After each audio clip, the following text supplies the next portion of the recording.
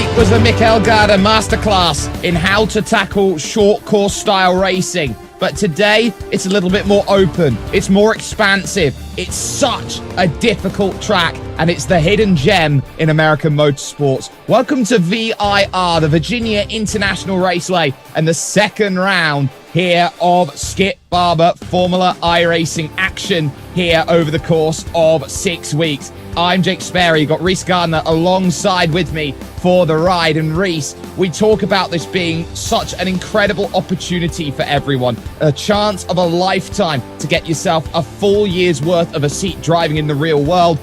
That's what everyone's racing for, and the margins could not be staked higher. Absolutely, Jake. Thanks very much for having me on here. It's just a brilliant series that's been set up here by iRacing and the Skip Barber Race Series. It's an incredible prize pool that these drivers are racing for. As you said, Lime Rock showed us what this series can do. Now we're at a longer track, many more corners to deal with, but a much longer back straight. The racing is going to be intense. It certainly is. Of course, our good friend Peter Mackay not here this week. He should be back next week for action, but let's get a little bit of a look into what makes this series fantastic, and the combined prize pool of $500,000 individual race prizes. Every single race, first place will get $1,000 worth of credit to the Skip Barber Racing School. On top of that, the hard charger, the driver who gains the most positions in the race, they will get 1 day's worth of racing school with Skip Barber, and then the all-important top 3 in the championship. All of those places get 5 days worth of competition licensing and Skip Barber Racing School coaching. But the difference is, first place gets a full season fully funded in the Skip Barber Formula Race Series. Second place will get half a season, and third place will get 1 race in the calendar. So an incredible opportunity here, Reese, to stamp down your name and make a claim for yourself, and pretty much in a series which is effectively the starting rung on the ladder of American motorsport. Exactly right. The drivers are going to be racing the iRacing Formula IR04 here tonight, as they will in all of the 6 rounds of this series. It's certainly a fun car to drive. I've turned a few laps in it myself, and you can really race this thing. And I'm looking forward to seeing how they handle the bucking and diving and the twisting and turning of Virginia International Raceway. It is such a hilly circuit, and it really does challenge. But Reese, take us around this Virginia International Raceway circuit, and what makes this such a treasure? Well, this place has been around since the 1950s, closed for a period in the late 20th century, but resurrected, and it has played host to the top levels of American motorsport, the likes of IMSA, etc. And there's so many corners around this place. They call it America's Nürburgring, but that section you see with the S's down the back end of the circuit, that's completely flat out in these cars, and the slipstream will certainly come into play there, as well as down the long back straight. But big passing opportunities will likely be at Oak Tree, the turn there at the end of the S's, and of course the hairpin to start the lap. Absolutely. There are a whole heap of opportunities to overtake, which we couldn't say as much last week. But let's take a look at how things stand today as we move into the second round of the championship. Points perfect for Mikel Garda, as he got himself 70 fantastic points. You'll see the numbers on the side here on this championship graphic indicates where they qualified in pre-qualification, 1 being the fastest, 20 being the slowest, and those who maybe struggled today in the championship race, the big ones, Matt Buser, 6th after the first week, but only qualified P18 to get his ticket into the dance. Yeah, he isn't having a good time here tonight, but hopefully he'll be able to get up the order in these 2 races. You've also got to point out that the points gaps between positions aren't that huge. So while Mikel Garda did put in a fantastic performance at Lime Rock Park, he's not entirely clear. If he has a bad race tonight, the others will swamp him. Absolutely, and keep an eye out for the number 1 car of Will Redford. He's got points to gain. This is where we are here today, Virginia International Raceway. 1 week from today, we head to the Watkins Glen International Circuit, and then from there, WeatherTech Raceway, Laguna Seca, Road America, and Sebring International Raceway. You look at this as a calendar here, Reese, and you have to say, Virginia, very similar to Watkins Glen, very similar to Road America. This is vital practice for drivers as they look to challenge in the second half of the season. Yeah, Lime Rock Park didn't exactly give the drivers a huge chance for slipstreams, though we did see plenty of them in round one. But these longer straights at the likes of Virginia, Watkins Glen, Road America, this round is going to be perfect practice for all of those. It certainly will do, and we are looking forward to some amazing racing, which is coming up just over the horizon, ladies and gentlemen, and this is going to be some incredible racing that we've got today. In terms of how racing is going to conduct itself overall, it is going to be 15-minute races, and the grid, that how it race finishes in race 1 sets it up for race 2. That's going to be crucial. We're going to have everybody in a brilliant position, fixed setup as well, so there's no advantage or disadvantage. They're all on the same level playing field. But with qualifying, the lone qualifying, one-lap shootout qualifying, all done and in the books, we are going to be able in the next couple of moments to take ourselves over towards the starting grid and how they're going to be lining themselves up here today. It is a rolling start, as is tradition here in this series, and it's Deegan Fairclough who puts his car on pole position with a wonderful time, a 148.844, and he has the championship leader on the front row. He's got Mikael Garda alongside for the ride, Harley Horton. Good qualifying from him in third, with Salva Talens in fourth position, and he'll be certainly looking to bounce back after his opening round at Lime Rock. Elvis Rankin and Michael Janney make up row 3. Michael Janney was amazing last week as a hard charger. There's the number 1, the quickest driver in qualification, pre-qualification. That's Will Redford. He'll start from 7th with Pierre Francesco Patricolo. Felipe Cabrera Loyola starts from 9th, and Reese Ross Banfield, his first start in the series, he starts in 10th. He does indeed. Caleb Patry in the number 11 car will start in 11th place. He's alongside Matthew Zeiss there in 12th place. Matt Busa not able to get the lap in that he wanted. He's going to start lucky 13th alongside Simon Demori. And Theodore Burns was the last driver to set a qualifying time. We go then to Michael Romanidis in 16th place, going to be starting with Nicholas Mateo, and then Lydon Lee starting in 18th place. The last row of the grid taken up by Patrick Woods-Toth and Matt Adams. I suspect at least a few of those drivers picked up an off-track on their one qualifying lap. Yeah, and this is a very tough circuit to hook the lap together. As we take a little look here at the grid, going through the horseshoe, turns 1 out on circuit, that small kink left coming along with turn 2. You can see these drivers on this pace lap. Look how aggressively, Reese, they are trying to warm their tyres up as they go through. It is a hot track here today, 103 degrees Fahrenheit, 75 degrees air temperature, so they really are trying to get that heat in because they know that they have to get those tyres in an operating window. Yeah, these tyres start very cold on these cars, so any heat you can get into them on the formation lap will pay dividends later on. They're not going to have much of an opportunity to weave here through the S's, though I do see there Mikael Garda wasting no time trying to get some more heat into that rubber. Let's see if he can translate that into a good start once the pace car pulls into the pits. Though it is a long lap here at VIRginia International Raceway, this formation lap will be going on for quite some time. That's plenty of opportunities for the drivers to warm up their tyres.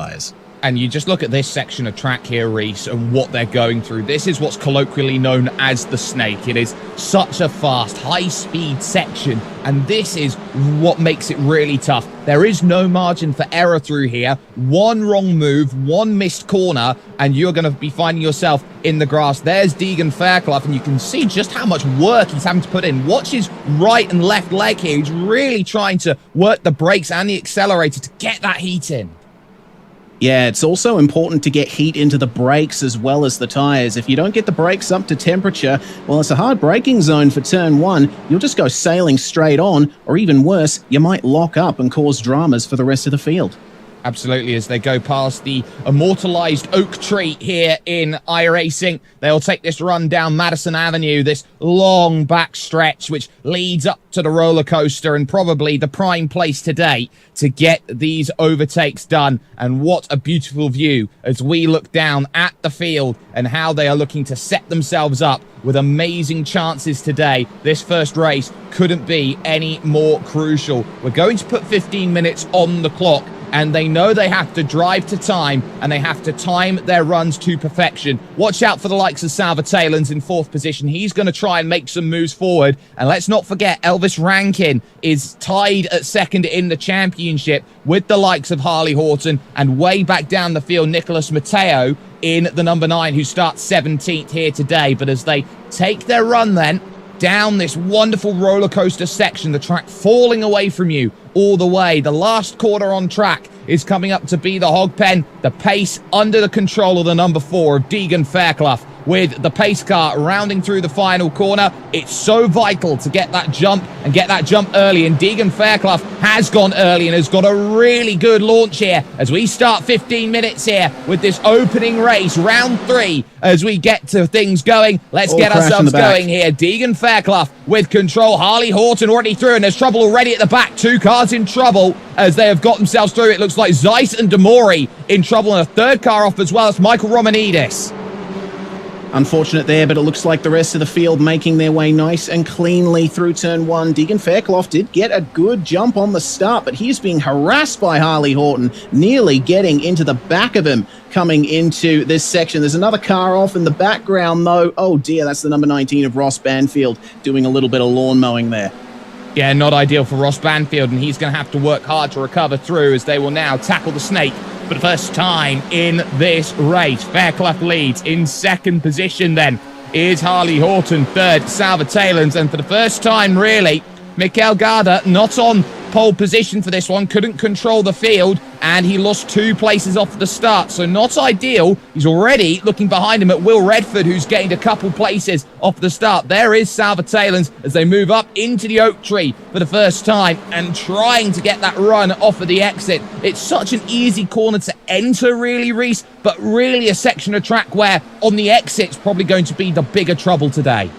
Especially considering how long this backstretch is, and I'm already seeing Deegan Fairclough weaving, and these cars are snaking down the backstretch. Seeing a potential move between Felipe Cabrera Loyola and Michael Janney coming into this section. It's very difficult to make a pass here, but most of the drivers just electing to go single file here for now. It is only the first lap. They should complete 8 laps here within the 15-minute time limit, so not much time to get your moves done, but still worth it playing it safe on lap 1.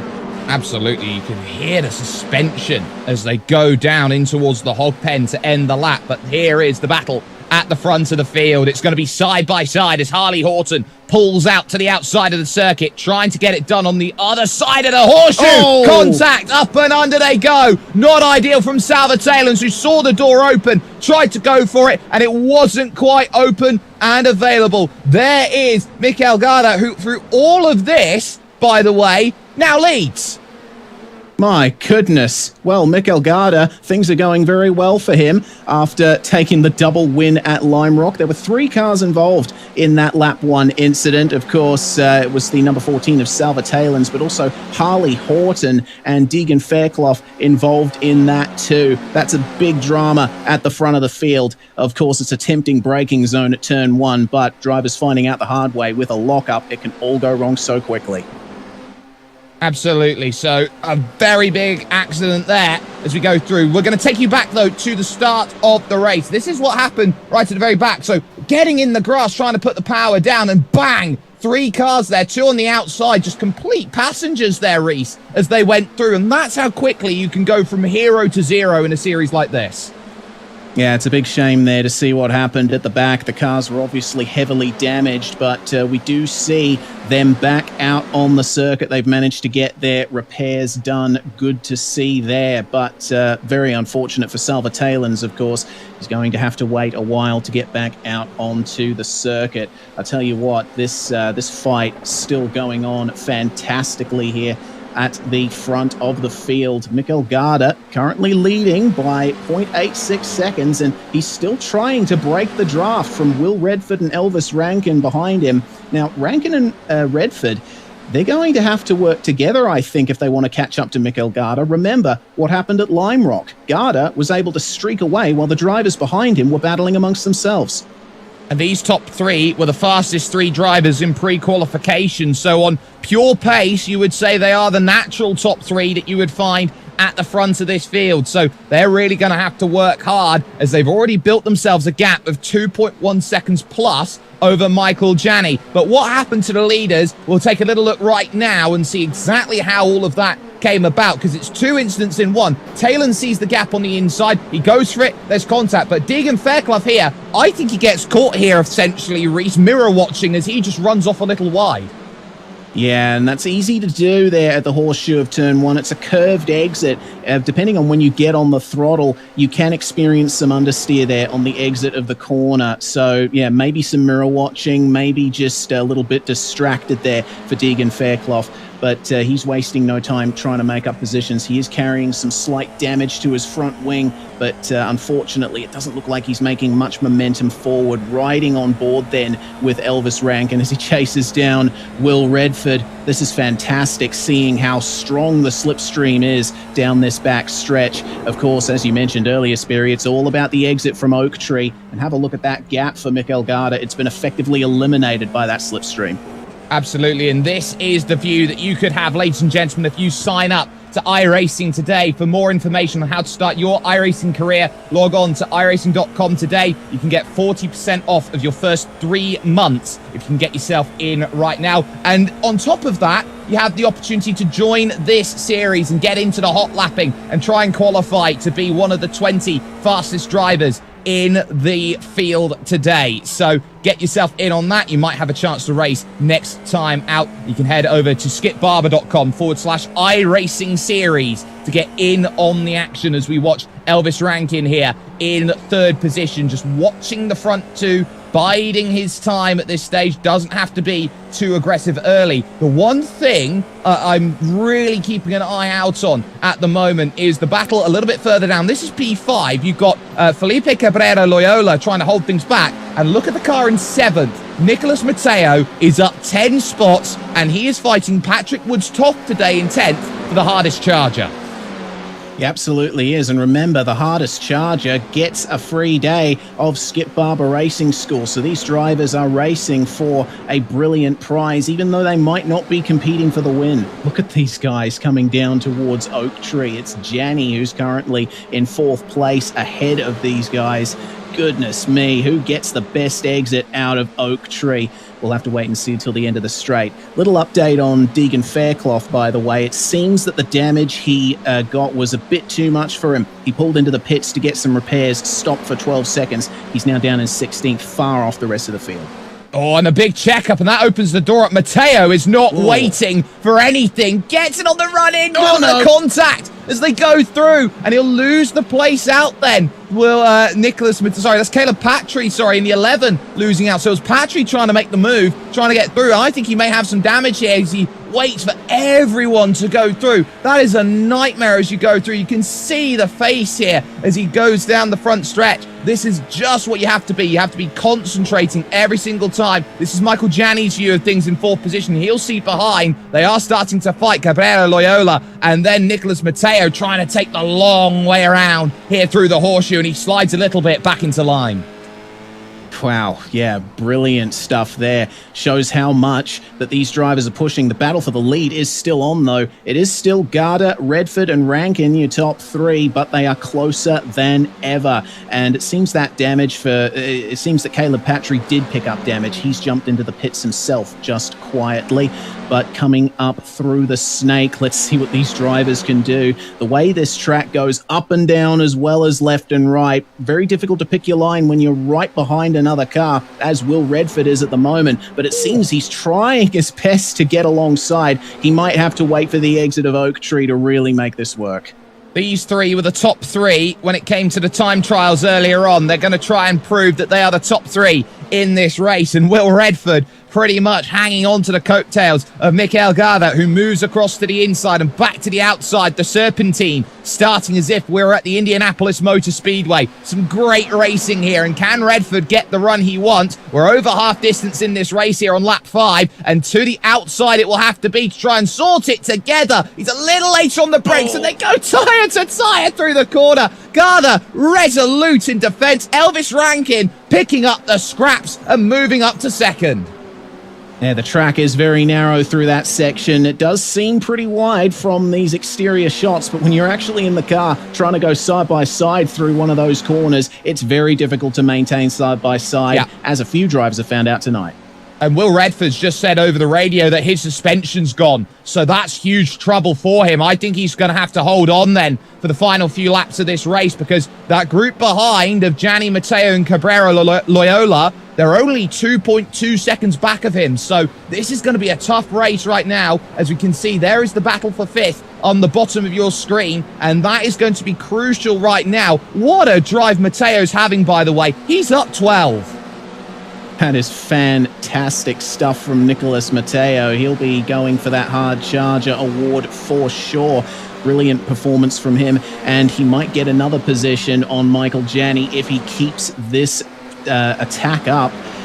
Doesn't look like it's going to be a move here just yet, but once again, it's that long back stretch and the drafting opportunity. Gianni has a big gap ahead of him. He won't be getting as much draft benefit as Matteo is. Oh, Matteo all over it through the South Bend and trying to find an angle up to the oak tree. There might be a chance underneath. Doesn't quite see it, but you can see how much he's pushing and trying to get through. Remember, he is tied at second in the championship right now as Matteo, so he's got a lot of work to do to try and recover, and this has been great damage limitation to those who have been up at the front of the field. He'll pick up the run, he'll try and go to the outside once again to get it done. We've seen twice how the outside line hasn't worked going into the roller coaster. Again, we'll see some side-by-side, but this time it's a lot more of a patience play, a bit of contact there on the front wing for Matteo, and he has to be careful as he holds on to the place ahead of Cabrera Loyola. Doesn't look like any damage, at least visually, from what we can see for Matteo. So he's lost touch, unfortunately, with Michael Janney, but will still be holding on to the Hard Charger title. See how they go then, as the leaders are now on the penultimate lap of this race. This is going to be a very tight battle. It's just a race for two at the front, but it's a race amongst many for fourth on back. Going to be close, whether it's 2 or 3 laps, depending on the clock. Remember, when that clock strikes 0, that is the last lap of the race, wherever they may be out on circuit. A little bit further back, though, down in the pack, you can see them going through this wonderful left hook, right hook section as they go to start the snake out here on track. And there's a lot of drivers in this train. Look at it. It goes all the way back in the end to Patrick Woods-Toth in 9th position. So you got likes of Matt Busse in here, who's going to get some great points. Pier Francesco Patricolo as well. Haven't really talked much about him today, Reese. He's done a really, really quiet job gaining 1 place. That he has. His finishing Lime Rock was 11th and 12th, so this is a massively profitable evening for him, for sure. We'll have to wait and see if he can hold on to that, because these battles are looking close. We're riding on board now with Matt Busse. He's got Patricolo there right up ahead of him, and just seeing the leaders in the distance still trying to fight over that position. Goodness me, it looks like it's actually getting close for that lead, Sperry. A bit closer than what we're seeing here. Absolutely. Matt Busse, a 10-year professional when it comes to iRacing, has been spending a lot of time in that eNASCAR Coke Series doing absolute wonders with his machinery there. He's done pretty much everything there is to do, and as he tries to run through the hog pen and stay in contact with the 2 in front of Patricolo and Cabrera Loyola, he is desperate to keep himself into play at this point. But for the race lead, you can see a little search out from Elvis Rankin. He's trying to find himself the King's Ransom, and he can't quite get there on the outside of the horseshoe. And in some cars, you can hold the outside of the horseshoe, but it seems not quite able to get the job done around the outside was Elvis Rankin, and it's very difficult to get passes done through the left and right hooks. Just seeing Mikel Gardner a lot more aggressive there in the left hook. It's given him a slight little gap that he'll hopefully be able to carry through the snake. These guys just battling amongst themselves here for the lead of this race. Let's see then what Elvis Rankin can do. What are you feeling when you're in this position? The slipstream comes into effect through these incredibly fast turns, but there's just no passing opportunity there. No, absolutely not. And also keep an eye out on Will Redford, because he's falling backwards into the clutches of Matteo too. So here comes the charge as they go out then of the oak tree and down the long back stretch. They're looking for a chance then. It will be the white flag coming up next time they cross the line. So there's still a lap of opportunity. When do you show your hand? Elvis Rankin trying to follow Mikel Garda as much as possible here. Does he go to the outside to try and construct this move? Yes, he does, but we've seen just how difficult it's been to make it happen. That small kink left always seeming to favor. Has to back out of it here, Reese. Not quite there. Well, he's got another opportunity down the front stretch here. Just got to nail the exit out of the downhill hog pen corner. Does seem like Garda got a slightly better exit, but we know how strong the slipstream is in these cars. Let's see what Elvis Rankin can do to get alongside. I get the feeling Garda is going to protect the inside again. Yes, he is. That's the position that's worked for him so far. Very late on the brakes there for Rankin, but not quite close enough to get the move done. Oh, he might be trying up and under here. Turn 3 might be a great place to get the move done. Moves through 2 and then into 3. It's middle of the road driving from Mikel Garda, who's trying to remain 100% for victories so far this season. He took both of them at Lime Rock Park. He wants another one here today at VIR. And if he can put himself in the prime position, he can control the race going forward. But Elvis Rankin is not giving this one up. And he's got a monster run. He doesn't know which way he's supposed to go here as he goes through the snake. These wonderful, fast-flowing corners here as they reach the top of the circuit. Brilliant stuff there. Actually was giving Garda a little bit of a bump draft there through the S's. And there's not going to be an opportunity here at the oak tree. Don't catch the grass on entry, guys. That can ruin your run. Here we go. Power down for Elvis Rankin. This is going to be probably his last opportunity to go for this race win. Yeah. But given what Garda's done in the past, I think it's going to turn out the same way. Well, there's Mikel Garda, stoic as always. And which way is he going to defend? Rankin trying to go into the grass. 2 tyres in there. He can't find the lane. Has to go to the outside trying to get the move done. Garda with half a car as they go into the roller coaster for the final time here in this opening heat. And now it's just about, can you construct the move? Rankin trying to search for a line at the hog pen. It's going to be so difficult as they descend down the hill. Mikel Garda, oh my goodness, what a defense that was. He put up every barrier and Rankin just couldn't climb it. Mikel Garda takes race 1 here at VIR. Fantastic defensive driving there from Mikel Garda, and you can see the relief on his face there. He faced off some massive pressure from Elvis Rankin.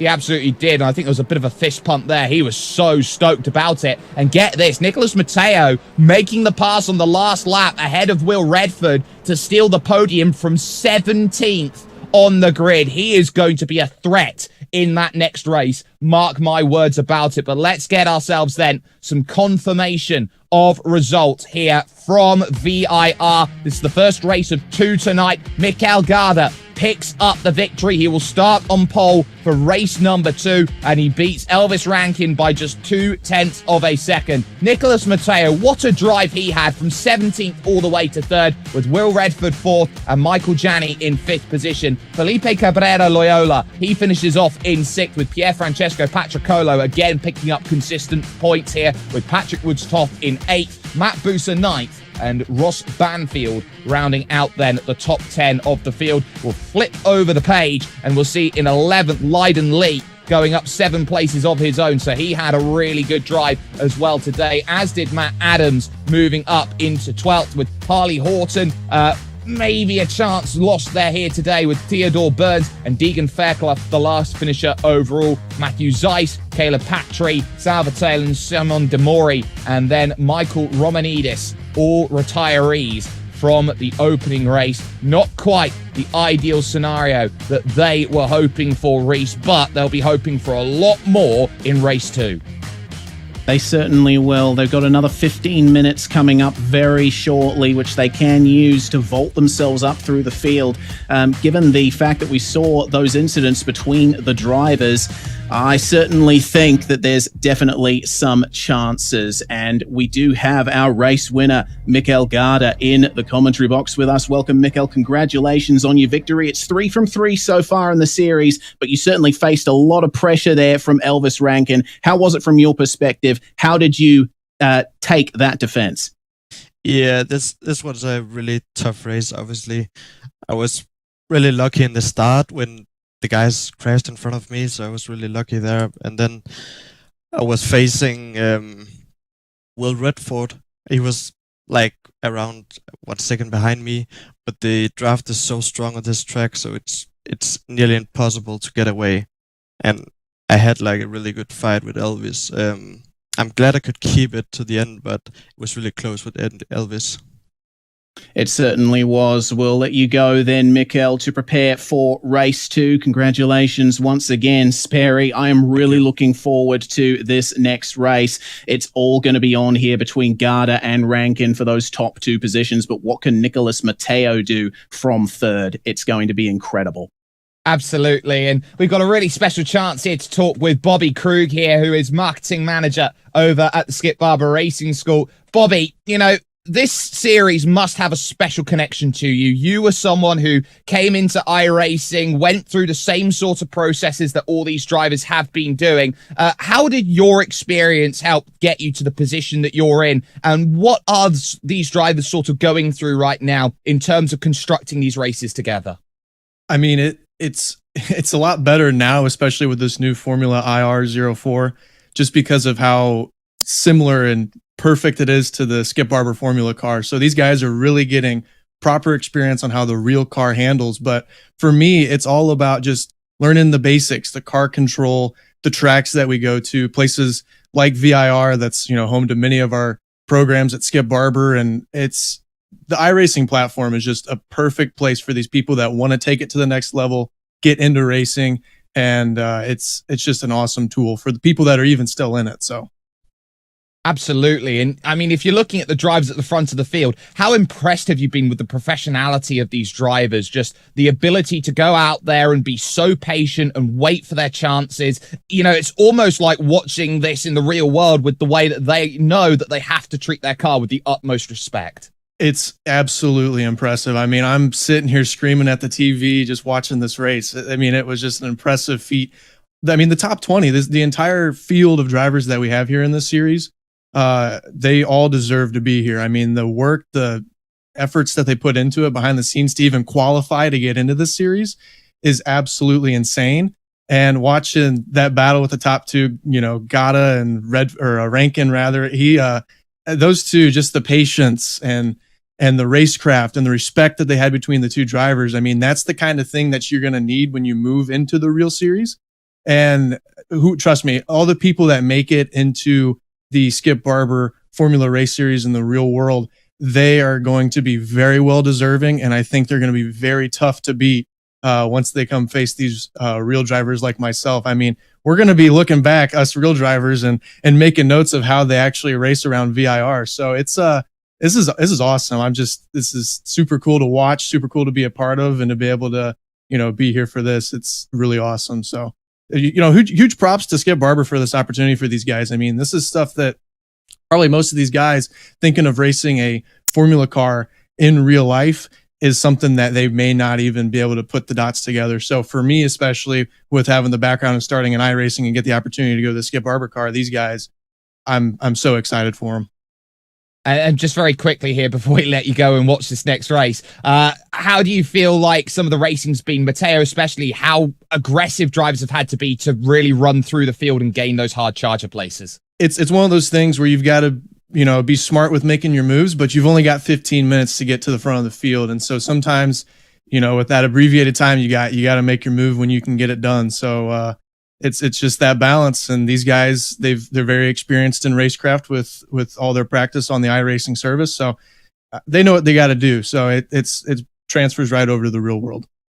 Certainly does. Bobby Krug there joining us, marketing manager over at the Skip Barber Racing School. And we are just about ready here to move on towards race number 2. 15 minutes, and they know that there is nothing left to lose. Mikkel Garda, by winning race number 1, starts on the front of the field with Elvis Rankin alongside for company. Nicholas Matteo proved he was the hard charger in race number 1. He'll go from 3rd with Will Redford, hoping that his suspension holds up as he will go from 4th position. Michael Janney will start 5th. Felipe Cabrera Loyola will go from 6th position on the grid with Pierre Francesco Patricolo 7th and Patrick Woods-Toth in 8th. Matt Buser, very consistent result for him. 9th place, it will be good for him. And Ross Banfield, remember, he was off the road race at the start of race number 1. He still managed to get a top 10.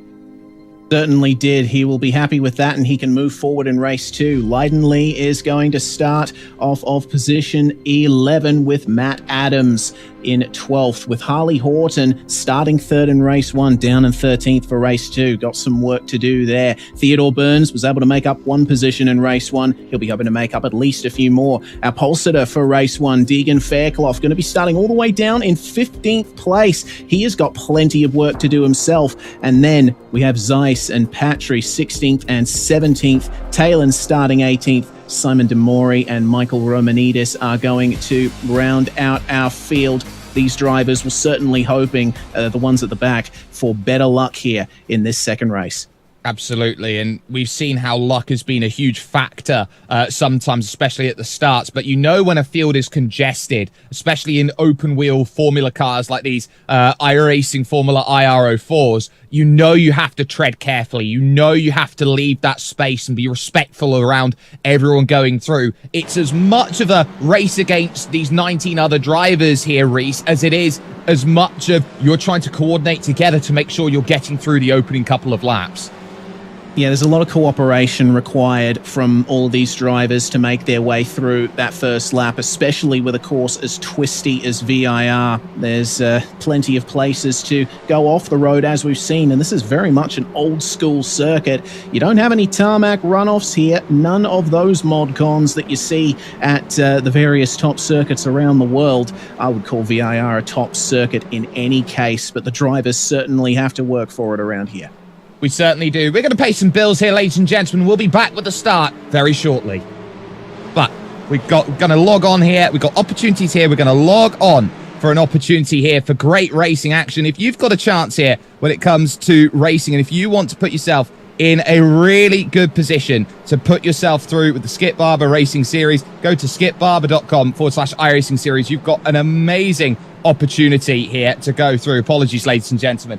That opportunity is going to be so important. You can get yourself in for the final 4 rounds of this season, a chance to win some great seat time, get some understanding here with this series. And if you are brand new here today, you can get yourself 40% off of your first 3 months if you log on to iRacing.com today for your first ever iRacing subscription of 3 months. So put yourself into play, put yourself into position, log on with iRacing today and get yourself in with a chance to race some of these amazing tracks that we'll be heading to over the course of the season. But at least at this point in time, Mikael Garda back in the place he wants to be, which is position number 1. He has started P1 in 3 of the 4 races he has started. Can he convert it to 4 straight victories here today? He has control of the field, and he will wait for that pace car to dive off into pit lane. Pace car will do so just about now. He's got Rankin alongside him. Matteo is there, Redford as well. This is a star-studded lineup as he gets the foot down. Pace car in, and we're back underway. Race 2, 15 minutes worth of racing action continues, and a little push there from Matteo as he very nearly crowds one driver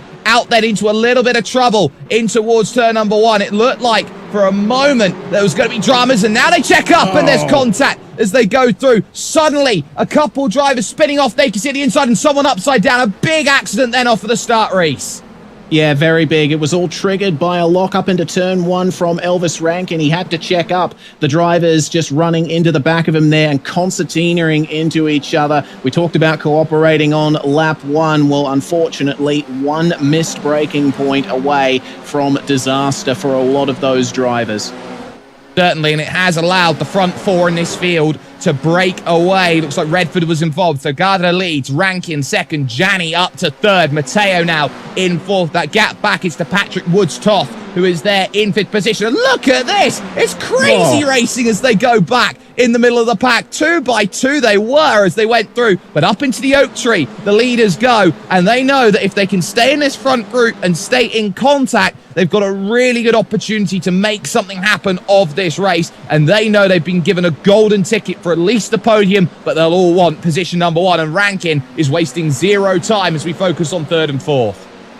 Yep, 3rd and 4th there between Gianni and Matteo, but the leaders side by side here coming into turn 1. How many times have we seen this tonight so far? It looks like Garda managing to keep that defense going once again, but you see what's happened there. Going side by side through one corner just brings 3rd and 4th right back into it. Certainly does, and that's why you have to construct the overtake and get it done cleanly. You cannot dilly-dally. You cannot waste time when you go out there and battle. Now there's a little look then from Matteo as he tries to work away past Gianni for 3rd. So 2 battles going on. Rankin also trying to the outside. And as they go through, and Matteo, how does he get it slowed down, Reese? You know, I thought exactly the same thing as you did. There's no way he was going to get that stop, but he still does, and he's still fighting. He's got the inside here for turn 3, and I think he's going to get the move done. It looks like he has. Brilliant stuff there from Nicholas Matteo. Very brave on the brakes, it has to be said. Almost gotten to the rear of Elvis Rankin, who was trying to go around the outside. Brilliant racing so far, but we're going to catch a very quick replay here of the wreck at turn 1, Sperry. This was a bit of a shame to see, but this is what happens when you've got 20 Formula cars going into turn 1.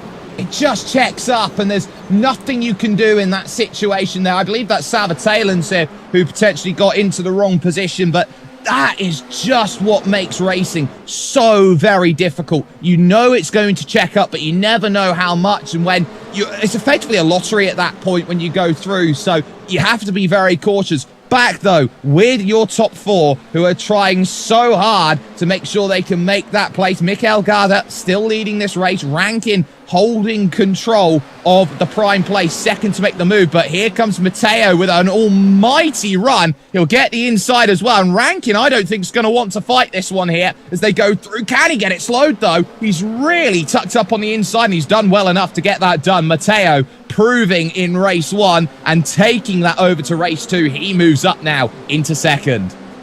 He's absolutely on fire at the moment, isn't he? Some brilliant moves done all in the space of 1 lap for Nicholas Matteo. But have a look at Elvis Rankin weaving there, trying to break the draft from Michael Gianni. Not quite close enough to get the move into turn 1. But again, that battling, that side by side, it's allowed our leader to ever so slightly get away. And a little bit of a wiggle from Matteo in the middle of turn 1 as we're on board here with Gianni. These 3 cars are going to have to start working together here. I think they will have a big benefit from the slipstream, though. It's all going to depend on how well Nicholas Matteo can execute his exits.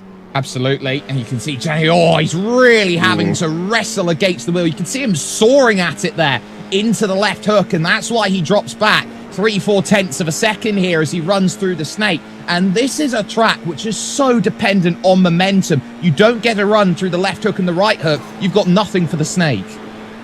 Yeah, and you're seeing that in action right now. Gianni will have no problem going flat out, though. Have to wait and see if he can catch back up to them down the back stretch. I think he is still in draft range, though. As long as you're within about 1.5 seconds of the car in front, you will be getting the slipstream benefit. Have a look at Matteo, though. He's taken advantage of the slipstream through the snake, and now he has a chance of going for the lead here on Mikel Garda. He certainly does. So opportunities then are there. And trying to use the toe and maybe even the double slipstream to try and get this one sorted. That might be something to keep in mind. It's a very tight corner, though, as they go through. The smoke in the background there is Will Redford's race over and done with. But now you can start seeing diving through at the roller coaster. No chance of a move just there, but that's all right at this stage in time. The sole goal of this lap, you'd feel, for Matteo is to cut that gap down. He's done that by half, and now he gives himself the opportunity against number 3, Mikel Garda. Well, it looks like he's still a bit too far back to make the move into turn 1. But again, there's plenty of straight line sections, or flat out sections rather, on this racetrack. And you see, he was brave at turn 1 a couple of laps ago, and it's the same this time round. He's just using that braking zone to catch up to Mikel Garda, and you see a bit of a difference in lines there. The racing line, the shortest line around the track would be the line into the curb, but you see Garda, he's running a little bit wider, trying to straighten up the car a bit more for the entry into left hook, right hook, etc. Very interesting to see. Absolutely here, and as they run on forward, they know they've got a real opportunity here to do well. This is what happened though, big spin at the South Bend here for Will Redford, just keeps it out of the way, but by that point he knows he's cooked the tyres and he'd be struggling for another 2 laps, and then that would be his race in trouble. A little wide off the road actually went Mikel Garda just then, just as we came back, as he was there at the front of the field. So has he left an opportunity? That South Bend is probably the most loaded corner here, Reese, on the entire circuit. Yeah, you have to be absolutely pinpoint accurate with your steering input, throttle and brake, and you see all of that momentum that Garda lost with that slight error. It has allowed Matteo here, and he's going to go for the move, Sperry. Oh, trying around the outside. He's got to be alert, though. And maybe if you were cheeky, if you were Elvis Rankin, stick a nose up the inside, you might have had a chance. But he thought the better part. He was thinking about his race long term, so decided to back out and wait for a different opportunity. But what Mikel has done so well over the course of this race so far is he's just known where to place the car to defend. You can see he's trying to shufty over to the right-hand side of the circuit. Left-hand side, he might be keeping one Nicholas Matteo, who, again, tries around the outside of the horseshoe into turn 1. Not the best place to try and do it. If he can get a drive, he's got a chance maybe at 3. But we've seen every time someone's got a drive off of 1, Mikel Garda, in the middle of the road. Big correction having to come in from Matteo as we watch Rankin as well in 3rd position. He's just having a look at this like, I'll just let this play out and we'll play what we need to do with this race later on. Mikel Garda is making his car the widest iRacing Formula IR04 in Virginia at the moment. This is some fantastic defending that we're seeing from him. He's having to work a lot harder than he did at Lime Rock, but really showing his value as a driver and what he can do in this series. Once again, though, the draft is right there for Matteo. Can he keep that momentum up? Nicholas Matteo is an absolute live wire at this moment, trying to figure out the right way to make this move, and this might be the chance on this lap as he goes through. Let's take a little look here at a replay of what happened a little bit earlier on. This is Salva Talens here with the 11 machine. He takes a tap from Caleb Patry and he gets turned around, so not good for Salva Talens as his race now is a lot more to fight for. But here comes the move for the race lead. Matteo on the outside as they come along to the roller coaster again. They almost interlock. Wheels as contact and off the road, and he'll have to go skirting down the circuit here. Mr. Nicholas Matteo. It's very bumpy over there. He's lost his front wing and spun the car around, so Matteo's race, which looks so promising, is all over. Oh, that's heartbreaking there, and unfortunately, that's what happens a lot of the time here when you try to go for those moves. Garda was defending so well, but just seemed that the gap was a little bit too narrow for Nicholas Matteo. And of course, that's the thing about open wheel racing. Racing is a non-contact sport most of the time, but that's even more true here in these cars. Interlocking wheels, a big bounce, suspension destroyed, and into the grass. Absolutely. It now promotes Rankin up to 2nd. Michael Janney up into 3rd position. We have hardly talked about him in this group of 4 because he's just been watching. He's just been patient. He hasn't had to do anything so far today over the course of this race except watch these front 2 battle, and he will try and pick up the scraps left at the table. And if he's lucky, he might get the entire ham. The entire ham indeed, probably with a bit of cheese on a toasty. Let's see.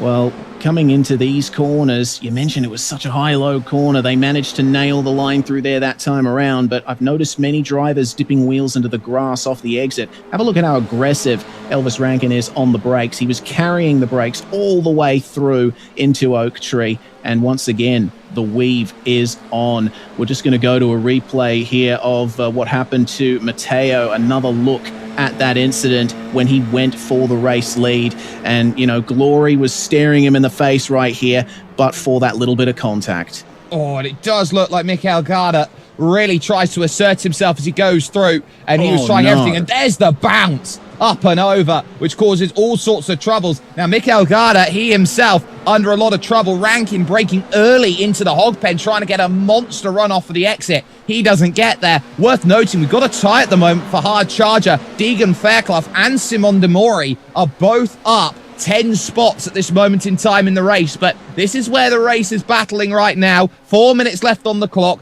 3 laps to try and find a winner, and Mikel Garda has been resolute from the front, and he has absolutely proven why he is so difficult to get past. I tell you what, though, all of that fantastic defending from Mikel Garda has slowed up these guys behind. It's bringing 4th and 5th back into contention. You see them there in the back of the picture. Deegan Fairclough is towing Patrick Woods-Toth along, and they could be an element here in the last few laps. In fact, that is an overtake on this lap, so he got that done on the run down into the roller coaster. So Deegan Fairclough now up into position number 4, and he is absolutely flying. This is the battle 2nd and 3rd on screen. Rankin has struggled a little bit on the start of this lap. It's given Garda the breakaway that he's been searching for a while. But as they go through that that very difficult south bend and now move up to the oak tree, this is going to be a very, very tough lap. This was a pack of 3 for the longest time. Suddenly, we've got 5 in the mix trying to find themselves the victory. Here's Michael Janney in 3rd position, and you can see he is having to follow that draft. Yeah, the weave is on down the back stretch here. Mikel Garda has a much better gap than he's had pretty much the entire evening so far. So it is a fight for 2nd for the time being. Well, let's see what they can do coming down into hog pen. Tell you what, Deegan Fairclough, he's making up bulk time on Michael Janney at the moment and could very well be a threat for the podium. Elvis Rankin just streaking away at the moment, it seems. Michael Janney, it seems he didn't quite get the line right through Hogpen. The car looked a little squirrely. Certainly did. Now you've got the battle behind here. This is the one going forward. This is 6th, 7th, and 8th with Lydon Lee out there leading this group. You've got Matt Booser and Ross Banfield just behind. Banfield ahead of Booser as they go in towards turn number 1. Worth noting, Simon de Mori out of the race. He had an issue up at the top of the circuit going in towards Oak Tree, so that's why his race is over. But right now, you have to say, a great scrap for the top 5, and this battle 6th, 7th, and 8th. These aren't minor points. These are very important, consistent points for the championship race. Yeah, that could really pay off further down the line for these drivers. Any points you can get will certainly set the stage for what might be a potential championship victory further down the line. On board, though, with P2, Elvis Rankin as he drafts up to the back of Mikel Garda. Oh, no, I've just seen an incident behind. Michael Janney and Patrick Woods-Toth have come together. It looks like they both managed to continue, though, so no dramas there, but they might be a little bruised. The top 2, though, still very close. Is this going to be the exit that Elvis Rankin needs? It might just be. That was all constructed with Deegan Fairclough moving up now into 3rd. Janney 4th, Woods-Toth in 5th position. Now, though, Mikel Garda again. He'll be coming up to the white flag here, the final lap of the race. This time they cross the line. Rankin, he's been in this position before. He couldn't manage to make the move. What did he learn in race number 1 that he can take and translate into race number 2? As he runs through the hog pen, Reese, where do you think he makes it? Oh, that's a very difficult question to answer. Garda has been resolute in taking those defensive lines into these fast corners. Rankin's going to have to try and go around the outside either way, I would think. And let's not count out Deegan Fairclough in this race. He started 15th, and he has a shot of victory. Move. Big lunge down to the inside, trying to get it done. Rankin still has to try and fight off for the exit here. Mikel Garda now has the inside at 2 and 3. And at 2, he uses the curb well. And at 3, can he get the turn in? Rankin still around the outside. It's another left-hander, though, here at the left hook here at turn 4. Has he got an angle at the inside of 5? He absolutely does. But they still fight, and they'll fight all the way to the snake, and Fairclough is all over them. Side by side, a little bit of a contact. Oh, and it's all gone wrong. And off goes Garda. Around goes Rankin. Deegan Fairclough is 15th to 1st.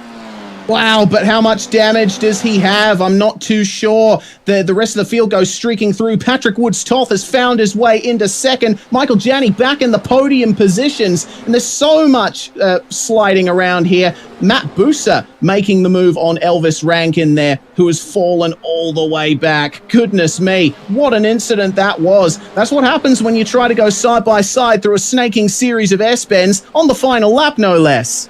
Well, you have to put it all on the line and get the move sorted. Elvis Rankin couldn't do that. You can see here, having a little look over, is Deegan Fairclough. He knows the battle's still on as well for second, so he's not really too concerned. Look at them swarm. It's a train of 7 behind, but Fairclough, who started 15th, it didn't go wrong. There's issues in second as Janney's got off the road with a bit of contact, but for Deegan Fairclough, he knows that this was a race he absolutely needed back. He was right up there fighting in race 1, couldn't get it, but as he comes to the line, Deegan Fairclough, take your hat off. What a drive! What a drive indeed. I don't know if he expected to find himself in that position. Looks like the battle for second is going to be won by Patrick Woods-Toth. An excellent drive from him as well after starting from 8th. Also, Lydon Lee getting onto the podium from 11th place.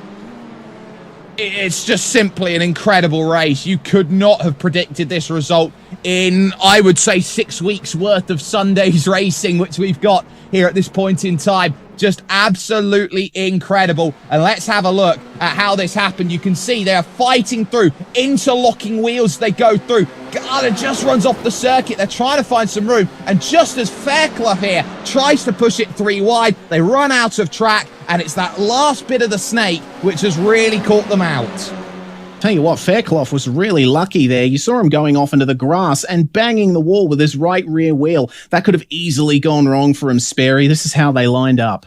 Absolutely, and this is how they finished. Deegan Fairclough, 16 minutes and 25 seconds worth of amazing racing. He gets the victory, and on top of that, the hard charger, on top of that, a gain of 14 spots over the course of that race. He beats Patrick Woods-Toth in second position, with Lydon Lee jumping up onto the podium 11th to 3rd, and he wouldn't have thought he had a chance of a podium starting the final lap. Ross Banfield will take 4th, with Matt Busa finishing in a very important 5th place, with Elvis Rankin in 6th and Caleb Patry in 7th. Michael Janney will take 8th. He was 2nd coming in towards the right of the very brilliant roller coaster, but ultimately he had to fall back, with Felipe Cabrera Loyola finishing off in 9th, and Pier Francesco Patricolo, again consistent points, rounds out the top 10. Matt Adams was upside down on lap 1. He still somehow managed to get himself righted and finished off in 11th place, with Michael Romanidis in 12th and Theodore Burns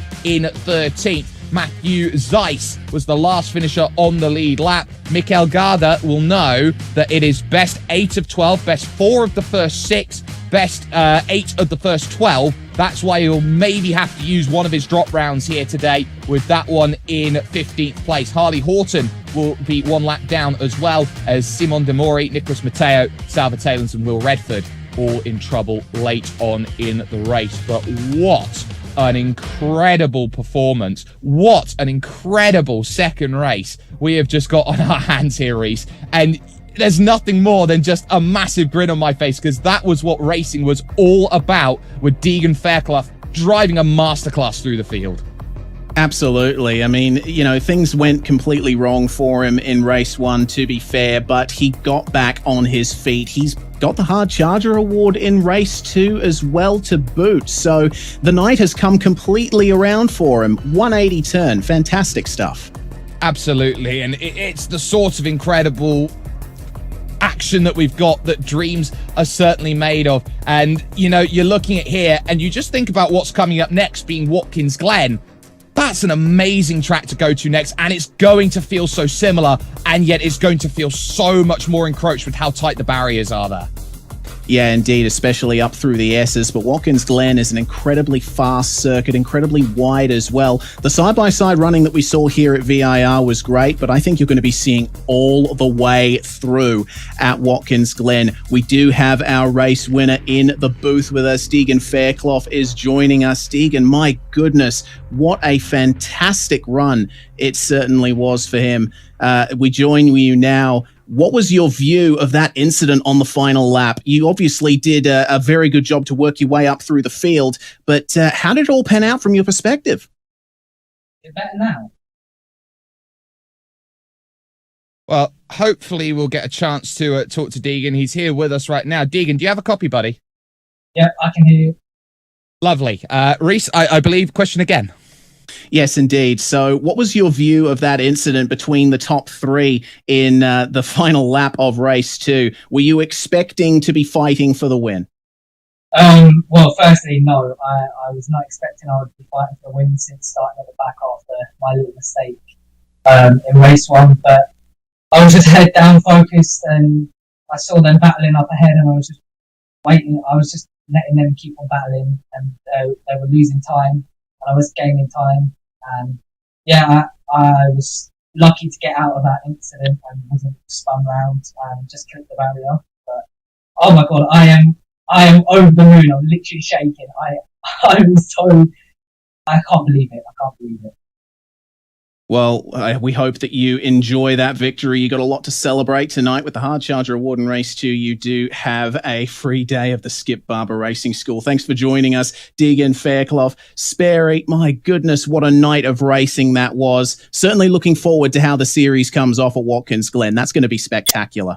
Absolutely. This was a quote-unquote game changer tonight, and we know that 1 week from today we'll be doing that all over again at Watkins Glen, and that is going to be absolutely incredible. So keep your mind on that, and you can see here what makes this track special. April 3rd, 3 p.m. Eastern. That's the time. That's the place. You've got to be here with us, and what is going to be some high-speed, great racing. But, you know, this is where you have to say, Reese, you know, this is where we look at our final thoughts.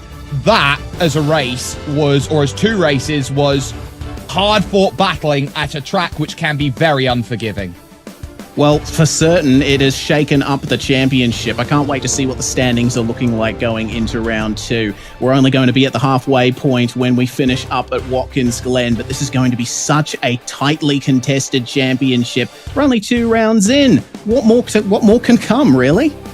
What more indeed? The top 20 from the hot laps, the time trials, are going to put themselves in again, and anybody has a chance to put themselves in that position. The chance there for Mikel Garda was there, but it didn't quite manage in that second race. It proves to you all that racing is so unpredictable. Anything is possible, and at the right times, in the right places, you have got to be at your level best. Hats off to Deegan Fairclough, who picks that win up in race 2, but this championship's just been blown open, and Watkins Glen, anything is possible when we head upstate to New York.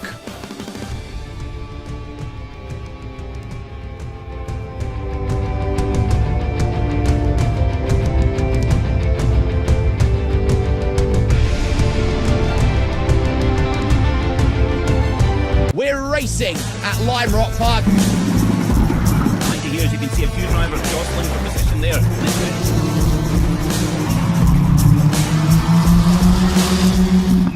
Miss out on the first 2 weeks of the Skip Barber Formula iRacing series?